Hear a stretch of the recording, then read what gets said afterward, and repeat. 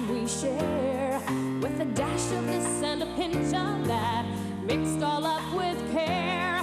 The best company and conversation, recipes and new creations. We're cooking up something good here at home. We are cooking up something good here at home. Hi, welcome to At Home today. You know, it's always great when you stop by for a visit. I feel like you're my friends when you come by and you say, you know, you write the letters and you say how much you enjoy it. And I'm glad when you do that. And today we're going to talk about soups. I can remember coming home from school, because we lived close to the school when I was a kid, and it would be lunchtime. And my mother would be chopping the vegetables and getting all the things ready because she was cooking a pot of soup for dinner that night. And she really could make vegetable soup like nobody else. Of course, I'm just partial because that's what we were used to. But there's all kinds of soups out there now, and we're going to make a couple of varieties today. I read in one of my entertainment books that if you want to have a get-together and you don't have a whole lot of money to spend on entertaining, like a Friday night when you have some friends over, or maybe after a football game or whenever, make a couple of different kinds of soups and have a soup buffet and put some crusty bread out there and some different kinds of crackers and maybe a nice tossed salad. And it's a great buffet. Everybody likes soup. That's what I was just reading in this cookbook. And it says people love soup. They seem happier when they put a big bowl of soup down before them. And they said, sometimes we suspect that people are so fond of soup because it gives them a chance to eat a big chunk of bread. Well, that's probably true, because there's nothing better than a nice big chunk of crusty bread with a bowl of soup. And people, for a lot of years, used to just use soup because they wanted to clean up the scraps. Soup has come into its own. There are all kinds of varieties, and the flavors that you can get by putting a lot of different, marrying a lot of different flavors and herbs together can create such a delicious pot of soup that's what we're going to do today. So get your paper and pencil handy. We're going to whip through this. We've got a couple of different kinds, so stay with us. We'll be right back after this special hint just for you.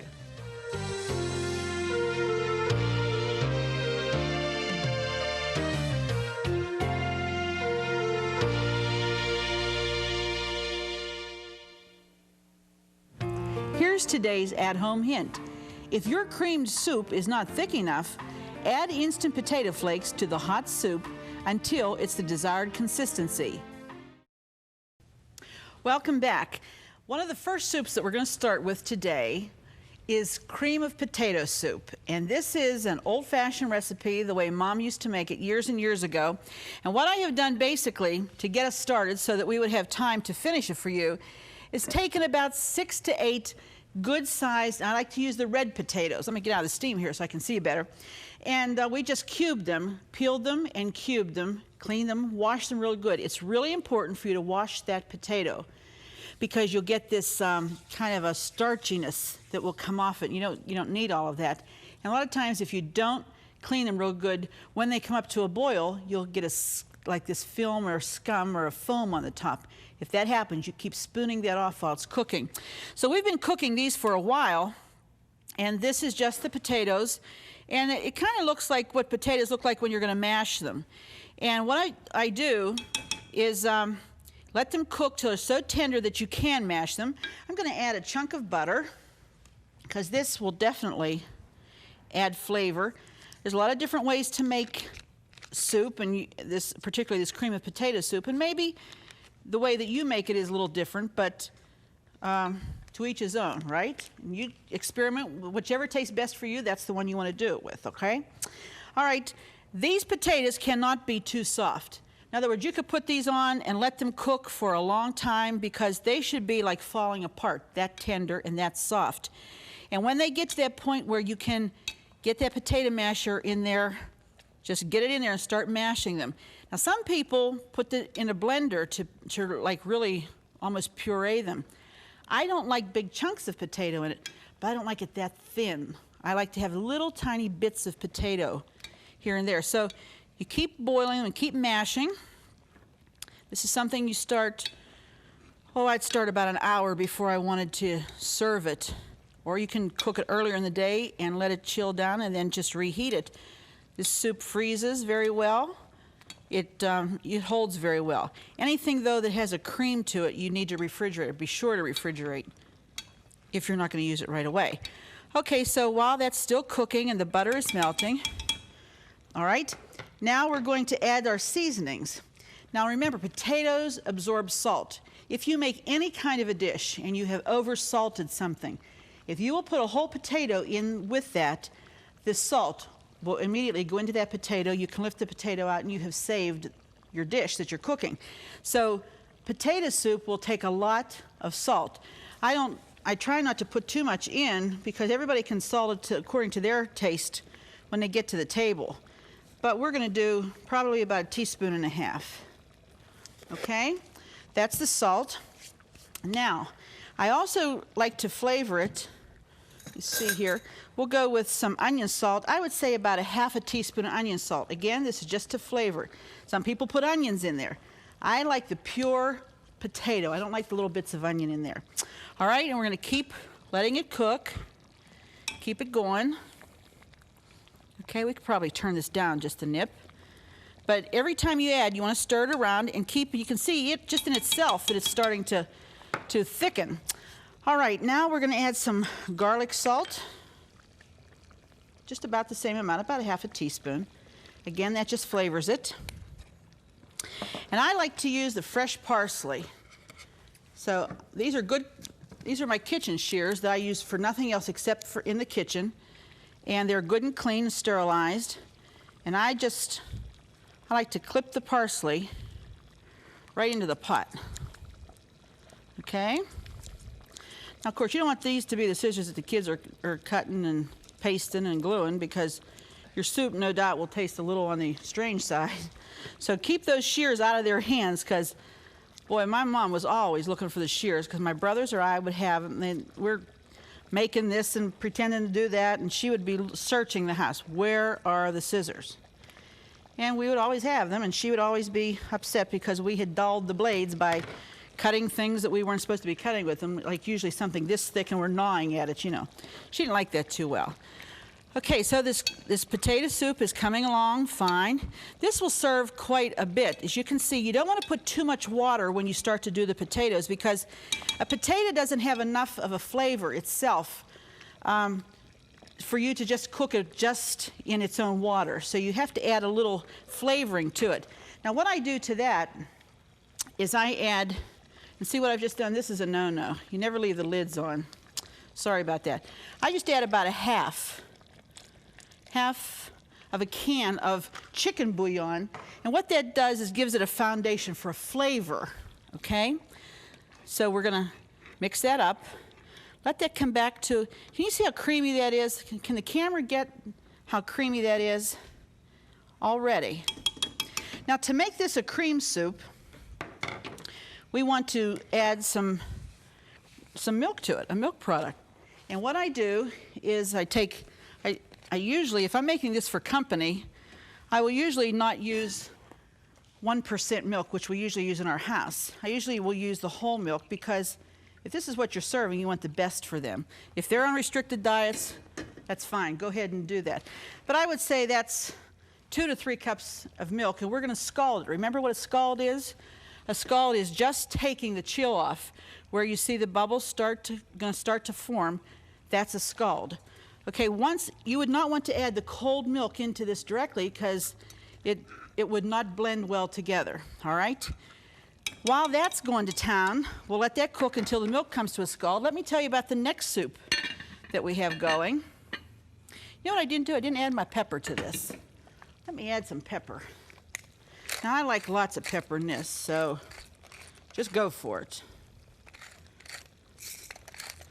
Okay, pepper, and you can use white pepper. I don't have any today, but white pepper's nice because you don't see the little black flecks in there. But it doesn't matter because it tastes good anyway. So we do the black pepper, okay, to your taste, to your desired taste. Now I'm going to put the lid on that and tell you about the second soup that we're doing, which is cream of broccoli cheese soup.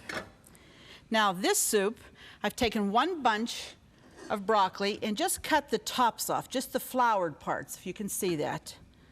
Okay? And I've put that in with water just to cover it, and I've let it cook and cook and cook until it's just breaking apart, all right? And that's cooking down also. Again, broccoli does not have that flavor to support a cream sauce because it doesn't have a distinctive enough flavor. So what I do there is I add the chicken soup to it also. Let me get it going. And I add 1.5 cans, 2 cans, 1 can, however much you want to make. Because this is one of those soups that can stretch, all right? If you have all the stuff to make a lot, go for it. If you don't, and if you're just going to serve a few people, you wouldn't need as much. But you have to add some chicken bouillon cubes to that, dissolve those and put them in, that's fine. However, many people that you want to serve with, that's what you keep in mind. All right, so we're going to let this broccoli go ahead and continue to cook. Let's see how the scald, okay, we're about ready to go with this. Let me turn this potato soup down just a bit. And let's go put that back on. Always keep them covered because if you don't, it will cook down very fast and doesn't have time, all your broth of your soup will cook away, in other words. All right, we're going to add, get my little douflachi here, and we're going to add the scalded milk into the potatoes, all right? Look how thick that is already. What thickens it, you say, is the starch from the potato that has cooked out. And like I said, the earlier you can put the potatoes on to cook, the better it is. Okay? That's just about right there. All right? Now we want this to come up to a boil because we're going to thicken it with some of our, it's too milky right now. And we're not going to be able to, it's not the right consistency for a cream soup. So we'll let that come up to a boil. And while we're doing that, I'll show you how we make the thickening for it. Now, we'll take some cold milk. Usually when you make a thickening, when we've made gravies, we've used water and flour. But because it's a cream soup, we're going to start with cold milk. Okay? I'm going to make enough for both soups. So, this isn't how much you'd make for one soup. This is how much you'd make for both of them. And we're going to add flour to this. I'm going to show you how to do this to get it without lumps, because some of you are saying, yeah, you tell us to do it without lumps, but mine always has lumps. Well, hopefully mine won't today. But we're going to start to add some flour to this. Notice how carefully I measure, because you can always add more if you need to. You start with whatever liquid is, you make it cold, very cold, all right? And then you add the flour, and you just begin to whip till it whips in, all right? Making sure. See, if you do this with a fork or you do this with a spoon, what happens is the lumps form before you ever get it stirred. So if you start just a little at a time to blend it in, start in one part of the bowl and just start whipping and then slowly gather it in, you won't get the lumps. Now that's not quite thick enough for that much milk, so let's add a bit more. That's too much. Here we go. Let's try it again. You say, well, Arlene, I never do it that way. Well, I never did either until Mom showed me. So when she showed me, I figured, well, if it works for her, it'll probably work for me, and it does. And when you see there's no lumps, you can see that's just as creamy and smooth as smooth can be. Now the trick is to get this smooth into this without lumps. So why is it that everything we do wants to be without lumps, except when you're making dumplings? Then you want them to stay in lumps. All right, here we go. Is there anybody here with me today? Is Ron, are you with me? Okay, good. This crew is with me, and I appreciate that. All right, this has to be boiling, which it is. You can see that the milk has gone in with the potato. There's nice parsley. Gee, everything's green.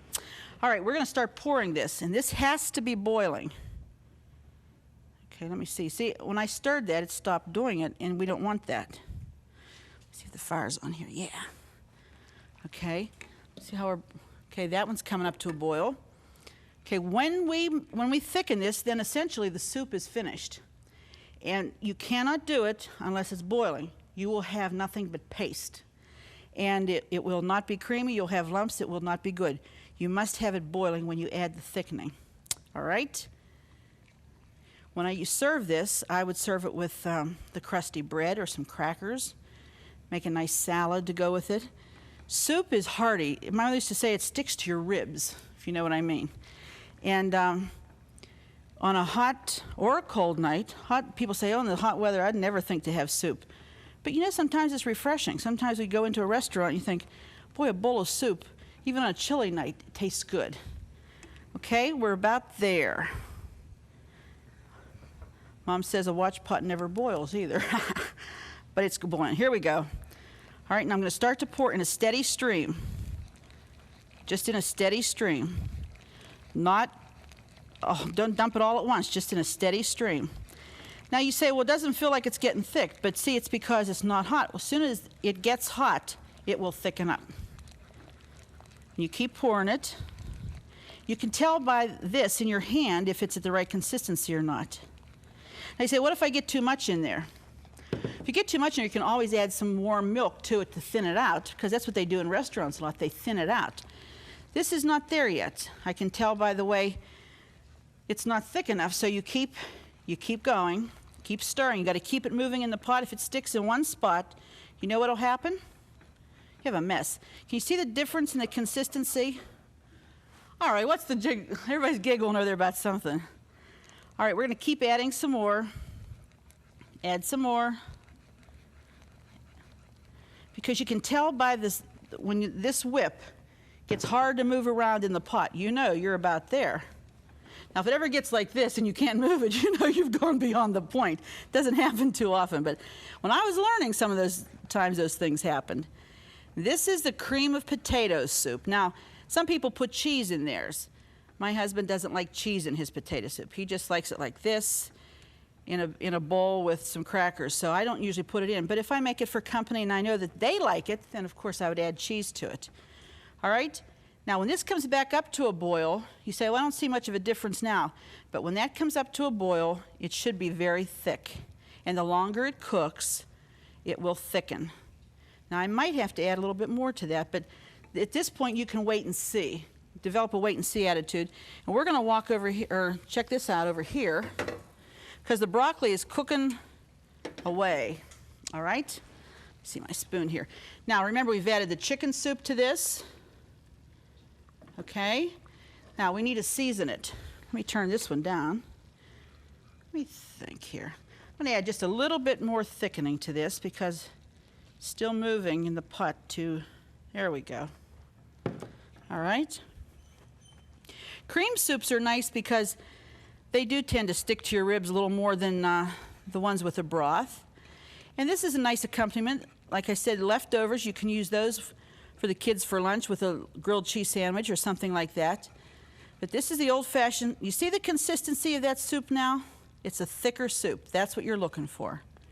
Right about where we are, okay?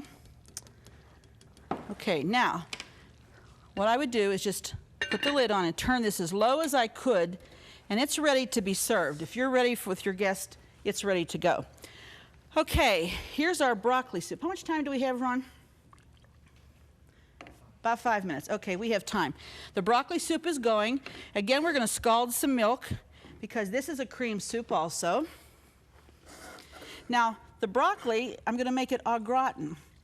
So I am going to add cheese to that because I think the flavor, here we go, the flavor is good with broccoli because a lot of people like broccoli with cheese sauce if they go to a restaurant and they get a vegetable or whatever. So I put the pepper, lots of pepper. Let's do salt.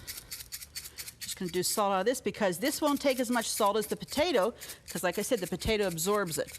So we're going to salt that down. I also am going to put a chunk of butter. See, now some people will make what they call a roux. I was talking with Lisa that works with us here, and she said, are you going to make a roux, which is a butter and flour that you do in a skillet, and then you use that as a thickening. But Mom didn't do it that way. I know what she means, but Mom didn't do it that way, so I'm doing it the way Mom did, and this is the way Mom made it. She would put the butter in the soup so that it would cook into the vegetable, and then as soon as You know, in this broccoli, the bottom, I used only the tops, but if you wanted to use the bottoms, you can peel them and use them, chop them down, and use them also in this. That makes fine soup vegetables, because anything that you're going to submerge in a liquid and let it cook and cook and cook, you're going to have time for it to tenderize, even if it would seem like it's not going to. All right, we've scalded the milk. Now I'm going to add the milk.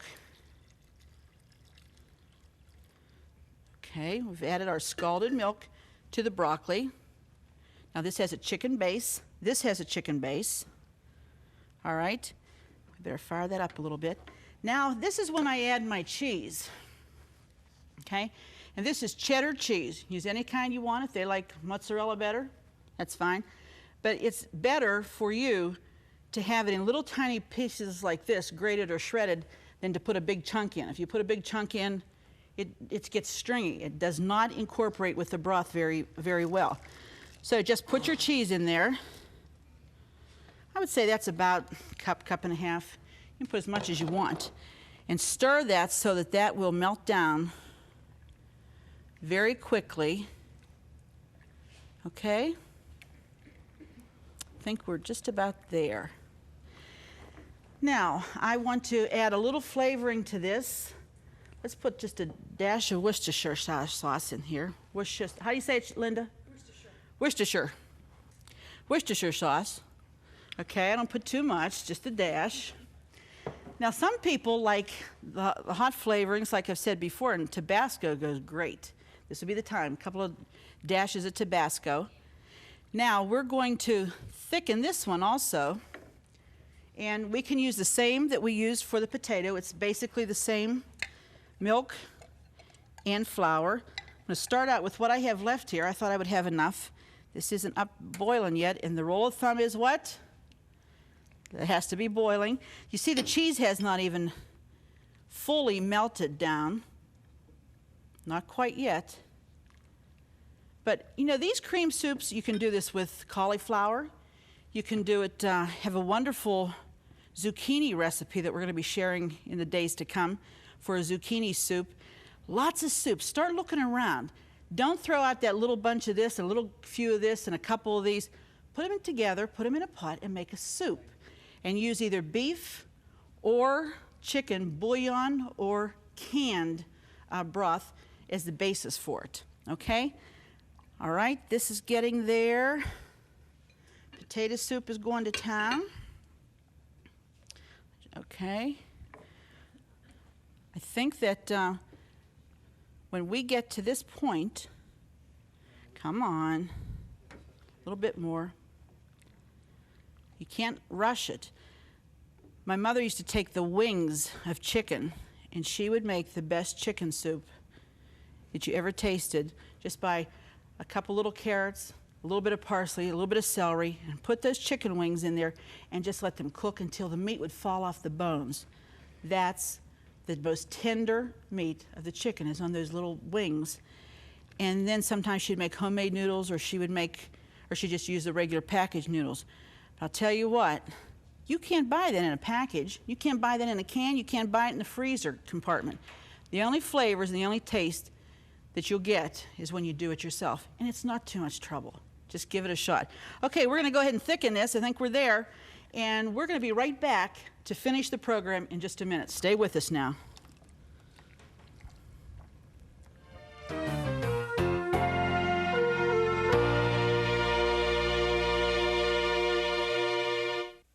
Well, here we are at the table. We have set it up for a buffet. And we have put our soups. First of all, here's our potato soup. And we've just added a little parsley on top. And I'm going to add, just for some color, you know, your presentation is very important. Just add a little paprika on the top. Don't you put that on your potato salad sometimes? Sure. That just adds a little color to it. Then, here in the soup tureen is our cream of broccoli au gratin with cheese through it, just nice. That's the consistency that you're looking for, just like that. Let me serve some so that I can give you an idea of what you would want to add to this, because just by itself it will be fine. You've got some crackers there. You put a few crackers. There's some crusty bread. We've prepared a tossed salad that you might serve. And, well, today we're having some iced tea, but you could have a pot of coffee, a hot pot of tea. And what you might want to do is just sprinkle a few extra little pieces of cheese on the top of this.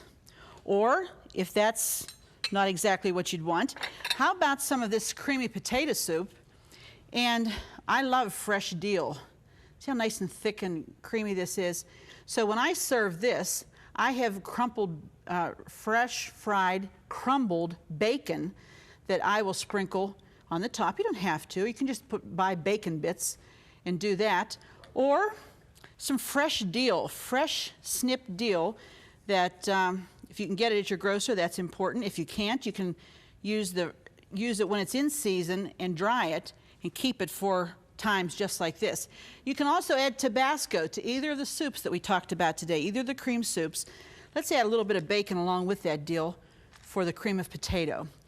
I hope that you've enjoyed making our cream soups today. Please be sure to join us the next time, because it just wouldn't be the same without you right here at home. See you then.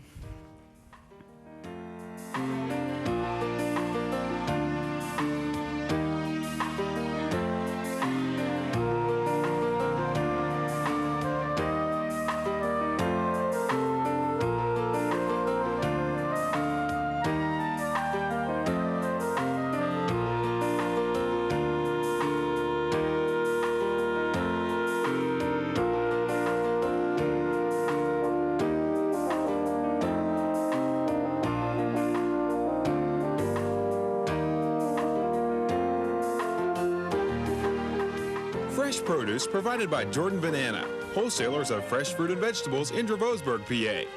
Cookware provided by Woolies. Your favorite gourmet deserves the best for less at Woolly Balcony Cookware. Groceries provided by Foodland, where the answer is always yes. Cornerstone Television wishes to thank all our faithful viewers whose consistent prayers and financial support have made this program possible.